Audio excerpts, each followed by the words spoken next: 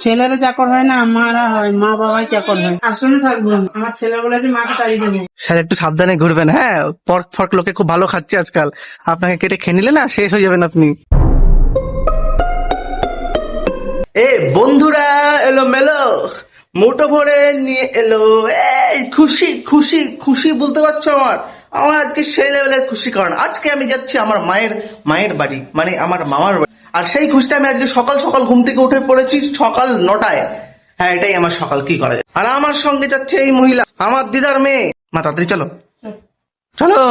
ঘর থেকে বেরোতে পারি না। ঘর থেকে বেরোতে পারো না? না। কেন, ভয় লাগে?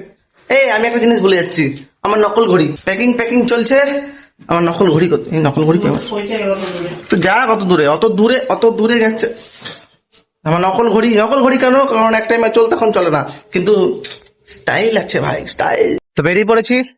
এবার প্রথমে টোটো, তারপর বাস, তারপরে আবার বাস, না একটা বাস, দেখা যাক, দুটো বাস শুনলে, একটা বাস, তারপর মাসির বাড়ি, আর তারপর তারপরের দিন দিদার বাড়ি। হে হে, মজা মজা। তো টোটোতে চেপে পড়েছি, এবার বাস।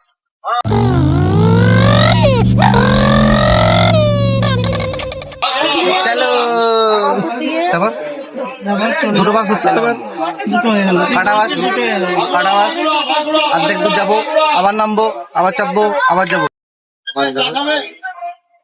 আমাদের খাওয়া তো চাকে। 1 ঘন্টা হয়ে গেছে বাসে চেপেছি, ঠিক আছে? এখনো অর্ধেক রাস্তার অর্ধেকও পৌঁছায়নি, না পৌঁছে গেছে?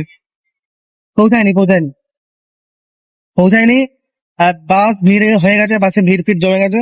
আর কোনো মতে পৌঁছে যাই, নেমে যাই, কারণ আবার বেশিক্ষণ বাসে থাকলে আবার আমার একটুখানি তো খুব সফল ভাবে বাস থেকে নামতে সফল হয়ে গেছি।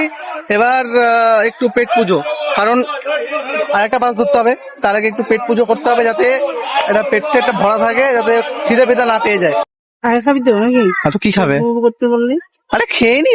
চলে এসছে কচুরি, এই মাছি পালা গান দিয়ে, ভালো খেতে মা।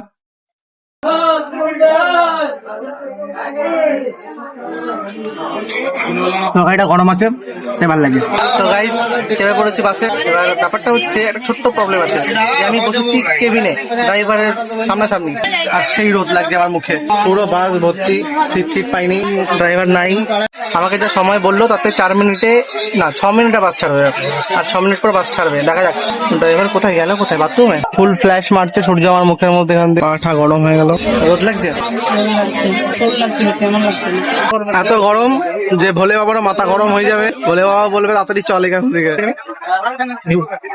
এই দিল ঠুকে, ঠুকে দিল। বাসটা এখন এত গরম যে এই যে এটা ধরলেও হাতে ছ্যাঁকা লাগছে।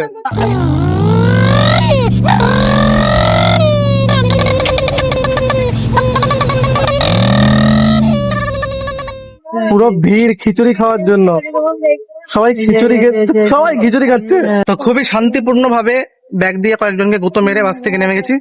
এবার মায়ের বোনের বাড়ি যাচ্ছি, তো একটু মিষ্টি নিতে হবে। ঘরের একমাত্র ছেলেকে চাকর বানিয়ে রেখেছে। তুই যা। ছেলেরা চাকর হয় না, মারা হয়, মা বাবাই চাকর হয়। ঠেলুন,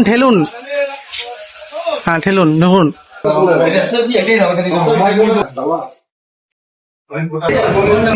কত করে দেবো? 10 টাকা করে।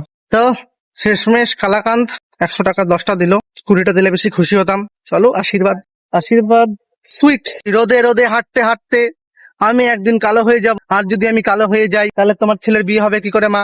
যদি এখন আমি এই রোদে ঘুরে ঘুরে কালো হয়ে যাই, তাহলে কি আমি এটা ভালো সুন্দর দেখে শ্বশুর পাবো? মেয়েটা ইম্পর্টেন্ট না, শ্বশুর ইম্পর্টেন্ট। শ্বশুর ভালো হবে, সম্পত্তি দেবে। কত সুন্দর ছাতা আছে, আমার কাছে ছাতা নাই। ওই কিপটা মহিলা একটা ছাতা আনতে পারো না হাতে, এখান দিয়ে ঘুরে যেতে হবে।